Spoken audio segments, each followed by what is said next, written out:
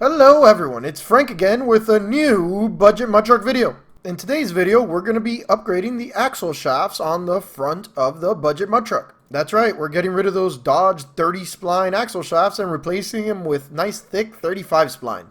And while we're at it, we're also completely removing the CAD because nobody likes it. So the first few things I had to do in this build, I actually did in previous videos. First, I had to remove the two stock axle shafts, which I did in these two videos. Then I installed a locker, which I did in this video. Why I removed the two original axle shafts is pretty obvious. As for the locker, not so much. Normally, to upgrade from 30 spline to 35 spline, I would have to replace the spider gears in the differential. In this case, since I already was going to install a locker, I just got one that ran with the 35 spline. That way, the new axle shafts would fit. I'll put a link to all those videos in the description. But without further ado, let's get to the actual install of the new axle shafts. First, to give a little context to the actual build. In order to install these two new axle shafts, I need to replace two seals, one at the diff housing and one at the CAD.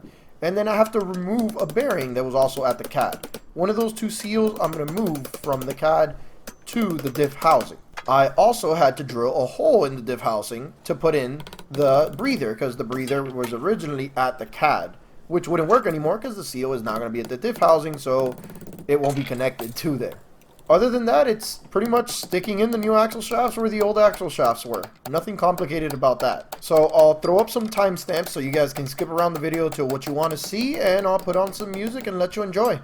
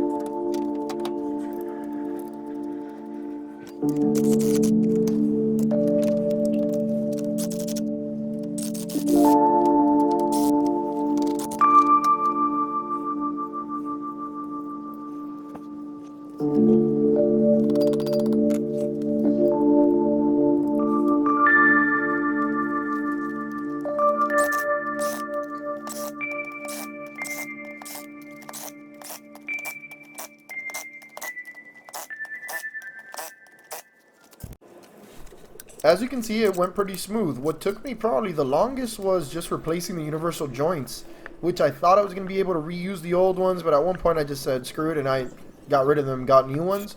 And that probably would have gone even quicker if I would have just gone to an auto parts store and rented the universal joint puller. As always, if you enjoy this kind of content, please like, share, and subscribe, and if you have any questions, leave me a comment below. Thanks for watching.